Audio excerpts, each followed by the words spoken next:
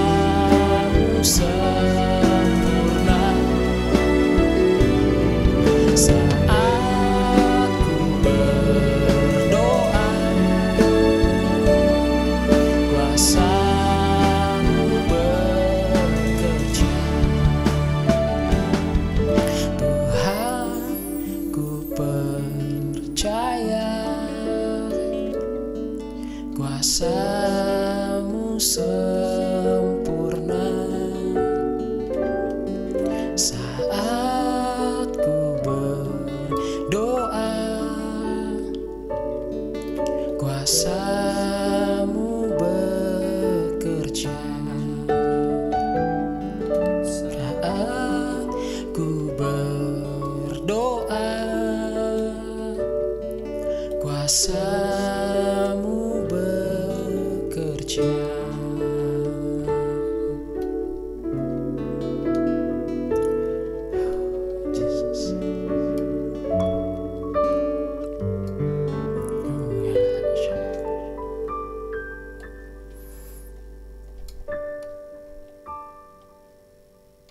Selamat pagi Bapak Ibu, Saudara-saudariku yang terkasih di dalam Kristus. Selamat hari Minggu, dan biarlah hati kita tetap bersuka cita senantiasa di dalam Dia. Mari kita berdoa terlebih dahulu untuk mendengar kebenaran firman Tuhan pada pagi hari ini. Bapa di surga, penuhi hati kami pagi ini dengan hati yang haus dan lapar akan firman Tuhan. Biarlah seperti firman-Mu katakan, firman-Mu itu sangat dekat kepada kami, yakni di dalam mulut kami dan di dalam hati kami untuk dilakukan. Roh Kudus, kami minta Engkau menuntun kami untuk mengerti kebenaran firman Tuhan yang disampaikan hamba-Mu ini. Amin. Firman Tuhan hari ini kita ambil dari Filipi 4 ayat 2-9. Saya akan bacakan dengan cepat. Euodia kunasehati, Sintike kunasehati, supaya sepikir dalam Tuhan. Bahkan kuminta kepadamu juga Sunsugos, temanku yang setia. Tolonglah mereka, karena mereka telah berjuang dengan aku dalam pekabaran Injil, bersama-sama dengan Clemens dan kawan-kawan sekerja yang lain, yang nama-namanya tercantum di dalam kitab kehidupan. Bersukacitalah senantiasa dalam Tuhan. Sekali lagi kukatakan, bersukacitalah. Hendaklah kebaikan hatimu diketahui semua orang. Tuhan sudah dekat. Dan janganlah hendaknya kamu khawatir tentang apapun juga, tapi nyatakanlah dalam segala hal keinginanmu kepada Allah di dalam doa dan permohonan dengan ucapan syukur. Damai sejahtera Allah yang melampaui segala akal memelihara hati dan pikiranmu dalam Kristus Yesus. Jadi akhirnya saudara-saudara, semua yang benar, semua yang mulia, semua yang adil, semua yang suci, semua yang manis, semua yang sedap didengar, dan semua yang disebut kebajikan dan patut dipuji, pikirkanlah semuanya itu. Dan apa yang telah kamu pelajari, dan apa yang telah kamu terima, dan apa yang telah kamu dengar, dan apa yang telah kamu lihat padaku, lakukanlah itu. Maka Allah sumber damai sejahtera akan menyertai kamu. Rasul Paulus menulis surat ini kepada jemaat ketika ia sedang berada di dalam penjara. Meskipun ia menghadapi masa-masa yang sulit, Paulus ingin mengingatkan jemaat di Filipi untuk tetap setia kepada Injil Kristus yang pertama kali diberitakan oleh Paulus kepada mereka. Jemaat Filipi pada saat itu sangat membantu Paulus. Beberapa kali dia memberikan bantuan kepada Paulus. Paulus mengingatkan jemaat Filipi bahwa mereka mungkin saja menghadapi penderitaan seperti dirinya. Di Filipi 1 ayat 30. Tetapi mereka tidak boleh takut terhadap penderitaan tersebut. Karena apa? Di Filipi 4 ayat 13 katakan, segala perkara dapat kutanggung di dalam Dia yang memberikan kekuatan kepadaku. Dan dalam surat Filipi ini kita bisa bersama-sama mempelajari, menerima, mendengar, dan melihat nasihat-nasihat yang disampaikan Paulus kepada jemaat di Filipi. Saya percaya nasihat ini juga sangat menolong kita sebagai jemaat Tuhan untuk terus setia kepada Kristus dan pemberitaannya pada masa-masa sulit ini. Apa yang kita bisa belajar dari nasihat firman Tuhan dari surat Filipi ini untuk menghadapi masa ini bersama-sama? Yang pertama, nasihat sehati sepikir. Di awal ditulis dalam surat ini ada 3 orang yang mendapat nasihat dari Paulus, yaitu Euodia dan Sintike, juga Sunsugos. Sepertinya ada kesalahpahaman ataupun beda pendapat di antara kedua saudari, walaupun tidak tulis apa yang menjadi masalahnya. Tetapi nasihat Paulus terhadap mereka untuk sehati sepikir dalam Tuhan. Mengapa Paulus menasihati demikian? Karena kesalahpahaman atau keberbedaan pendapat akan dapat merusak hubungan mereka, dan tentunya akan menghalangi pekerjaan pengabaran kabar baik yang mereka layani. Karena itu Paulus meminta mereka untuk sehati sepikir kembali. Dalam perjalanan hidup kita, ada kalanya juga kita bisa mengalami kesalahpahaman di antara kita. Bisa dengan suami atau istri, orang tua dan anak, kakak adik, sesama anggota jemaat, ataupun rekan dalam pelayanan. Ada yang cepat diselesaikan dan hubungan kembali baik. Tapi ada kalanya kita membiarkan begitu saja, dan tanpa kita sadari sebenarnya merusak hubungan di antara kita. Akhirnya itu bisa menghambat pemberitaan kabar baik. Pagi ini, seperti Paulus mengingatkan jemaat Filipi, bagaimana tetap setia kepada Injil Kristus yang pertama kali diberitakan oleh Paulus kepada mereka. Saya mau mengingatkan jemaat untuk kita kembali sehati sepikir dalam Tuhan. Mengapa? Karena hendaknya hidup kita ini berpadanan dengan Injil Kristus. Filipi 1 ayat 27 katakan, hanya hendaklah hidupmu berpadanan dengan Injil Kristus. Apabila aku datang, aku melihat, dan apabila aku tidak datang, aku mendengar bahwa kamu teguh berdiri di dalam satu roh dan sehati sejiwa berjuang untuk iman yang timbul dari berita Injil. Kemudian begitu pula kita bisa melihat Paulus menasihati Sunsugos untuk menolong kedua saudarinya untuk mengingatkan dan membawa mereka kembali sehati sepikir. Harapan Paulus begitu besar terhadap Sunsugos untuk melakukan itu karena saudara-saudarinya itu berjuang dalam pergabaran Injil. Seharusnya kita pun melakukan demikian di antara kita. Filipi 2 ayat 1-2. Jadi, karena dalam Kristus ada nasihat, ada penghiburan, ada kasih persekutuan roh, ada kasih mesra dan belas kasihan. Karena itu sempurnakanlah sukacitaku dengan ini. Hendaklah kamu sehati, sepikir, dalam satu kasih, satu jiwa, satu tujuan. Selanjutnya di ayat 4 dan 5 dikatakan, kita masuk ke dalam poin nomor 2. Bersukacitalah senantiasa dalam Tuhan. Sekali lagi kukatakan, bersukacitalah. Hendaklah kebaikan hatimu diketahui semua orang. Tuhan sudah dekat. Paulus mengatakan ini saat dalam penjara, bukan dalam keadaan sebagai orang merdeka. Dia didera, disesah, dituduhkan kesalahan yang tidak dia buat, dan dia mendapat perlakuan tidak adil. Paulus sangat mengasihi Yesus. Dia dipanggil oleh Yesus untuk berbicara tentang kasihnya di berbagai tempat. Dia dan pengikut Yesus lainnya berpergian membawa pesan Tuhan. Ada yang menerima pesan dengan baik, tapi ada juga yang tidak menerima pesan dengan baik. Pada salah satu kesempatan dia ditangkap bersama temannya Silas di Filipi, masuk penjara tanpa melakukan kesalahan.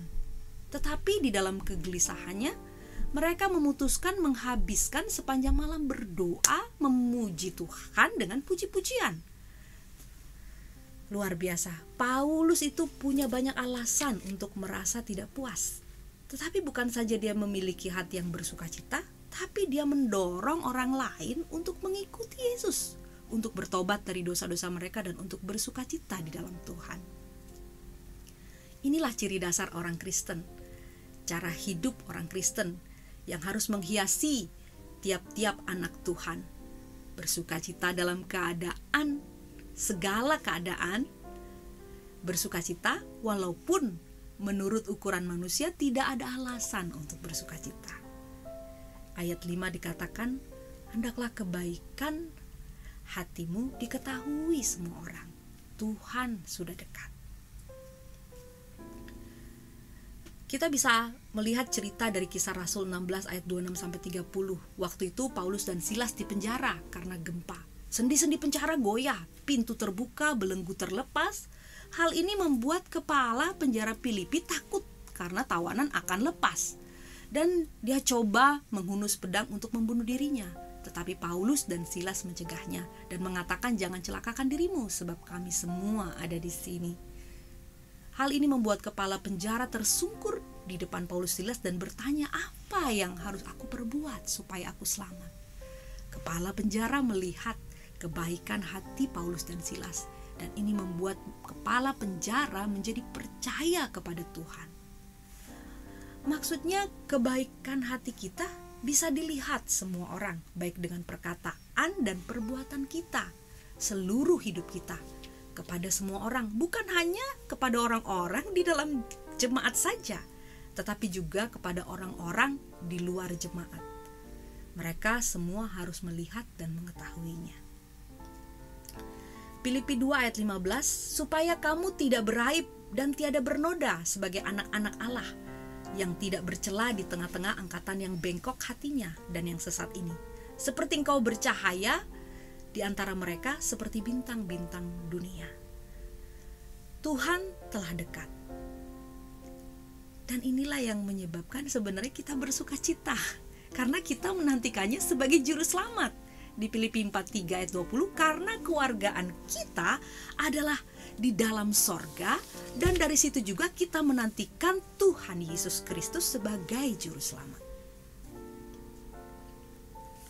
Kemudian poin yang ketiga, ayat 6-7, janganlah hendaknya kamu khawatir tentang apapun juga, tapi nyatakanlah dalam segala hal keinginanmu kepada Allah dalam doa dan permohonan dengan ucapan syukur. Damai sejahtera Allah yang melampaui segala akal itu akan memelihara hati dan pikiranmu di dalam Kristus Yesus. Maksudnya Paulus di sini bukan sikap acuh tak acuh atau sikap masa bodoh yang berdasarkan pikiran yang salah, menyerahkan segala sesuatu kepada pimpinan Tuhan dan tidak mau mempergunakan kairos atau waktu yang Allah berikan kepadanya.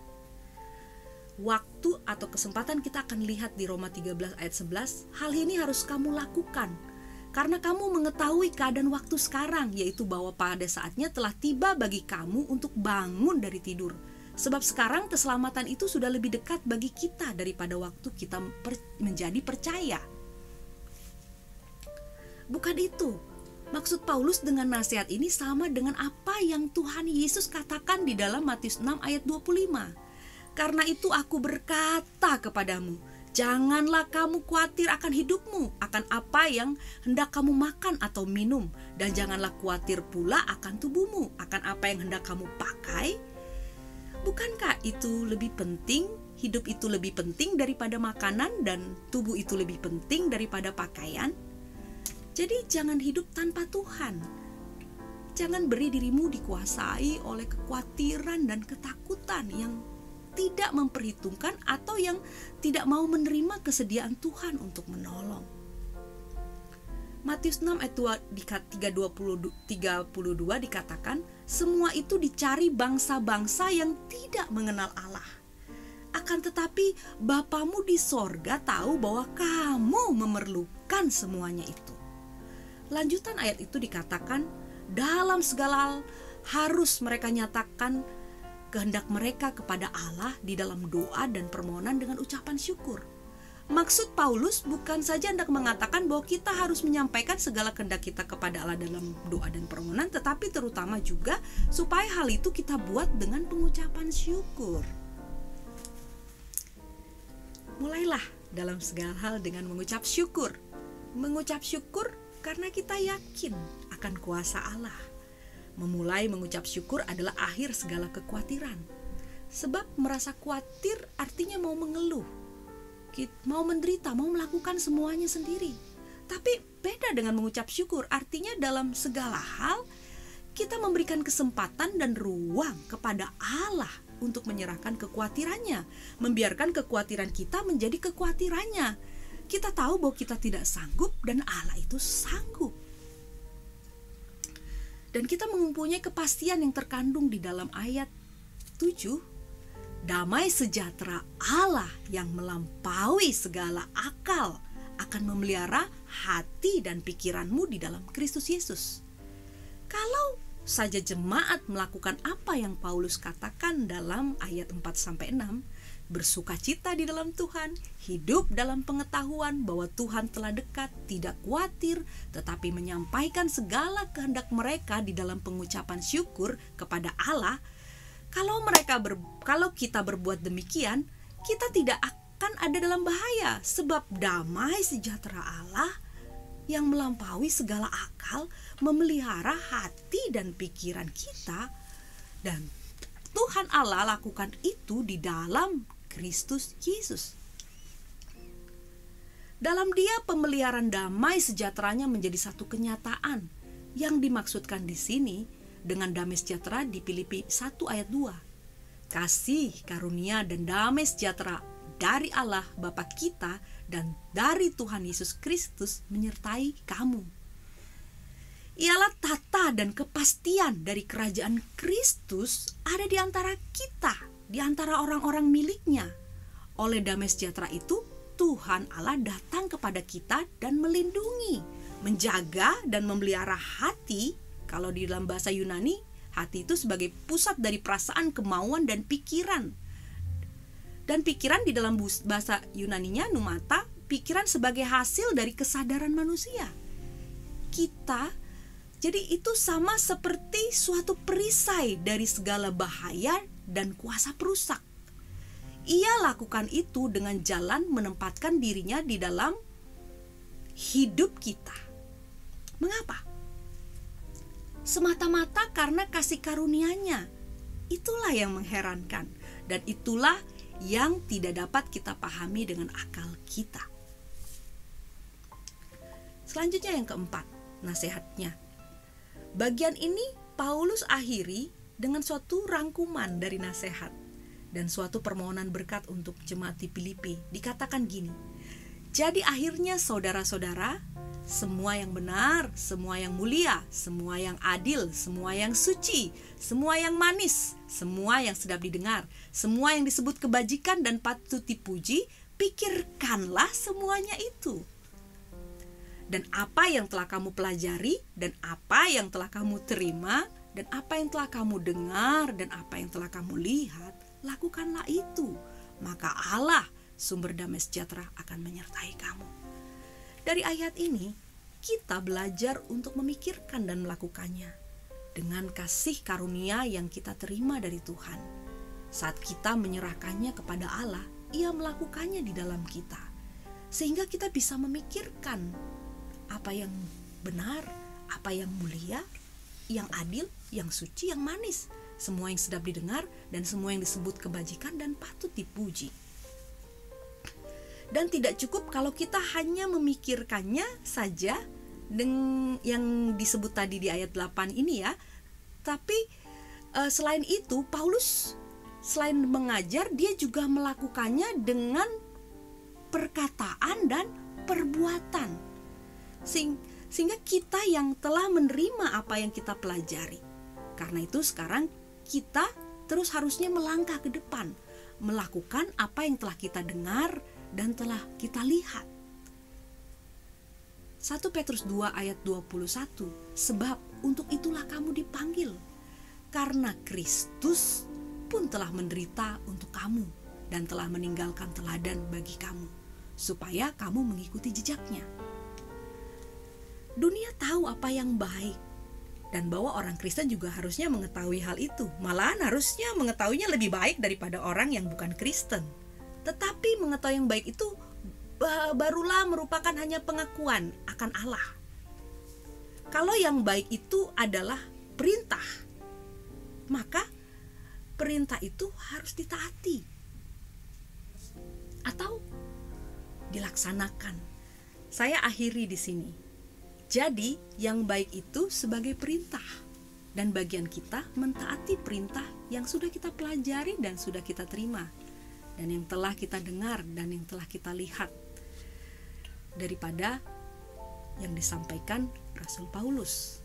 Kalau kita berbuat demikian, maka Allah sumber damai sejahtera itu akan menyertai kita. Di 2 Tesalonika 3 ayat 16, dan Ia, Tuhan damai sejahtera, kiranya mengaruniakan damai sejahteranya terus menerus dalam segala hal kepada kamu. Tuhan menyertai kamu sekalian. Mari kita berdoa pada kesempatan ini. Kita sudah selesai mendengar firman Tuhan. Mari kita angkat doa kita di hadapan Allah. Bapa di surga, kami mengucap syukur untuk berita firman Tuhan pada pagi hari ini. Kami berdoa, biarlah kami bukan saja hanya mendengar firman Tuhan pada pagi hari ini, tapi kami melakukan firman Tuhan di dalam kehidupan kami. Tolong kami, Roh Kudus, untuk kami berjalan menurut firman Allah di dalam kehidupan kami sehari-hari.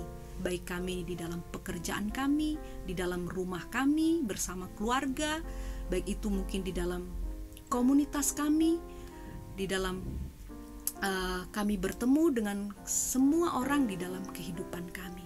Ajar kami untuk menjadi kesaksian yang baik, kesaksian yang hidup, sehingga melalui kehidupan kami, orang boleh menjadi percaya kepada Kristus. Terima kasih Bapa. Kami mengucap syukur.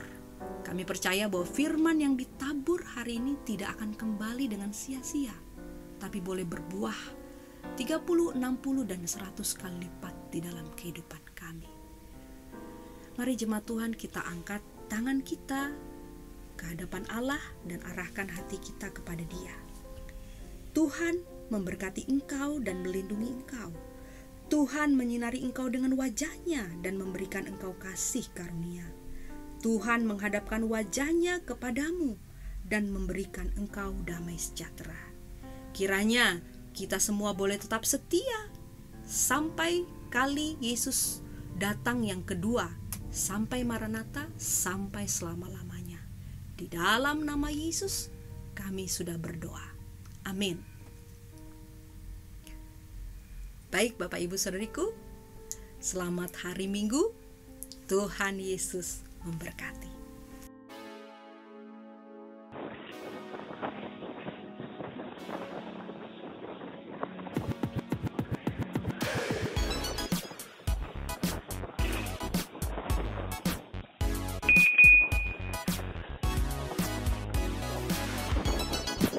Selamat hari Minggu, Jemaat City Blessing Palembang.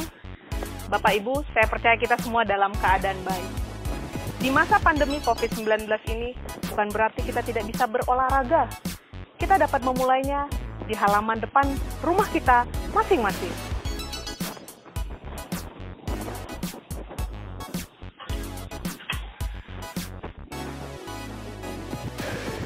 Firman Tuhan berkata dari 2 Korintus 9 ayat 7, hendaklah masing-masing memberi menurut kerelaan hatinya.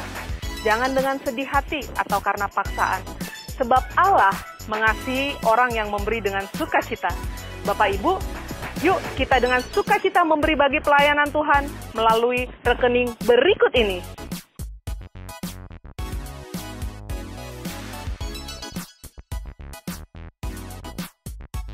Doa itu cak napasnya wong percaya. Bapak Ibu saudara-saudari, mari kita tetap mengikuti kegiatan doa berikut ini.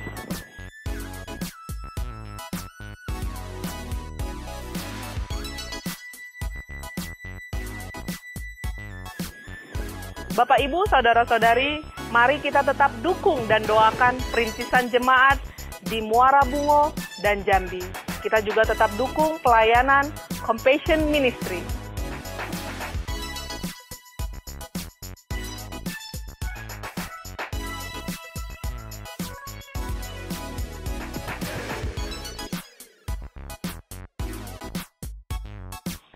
Mensana incorpore sano. Di dalam tubuh yang sehat, terdapat jiwa yang kuat. Di dalam hadirat Tuhan, terdapat roh yang kuat. Selamat hari Minggu, sampai jumpa minggu depan. Tuhan Yesus memberkati.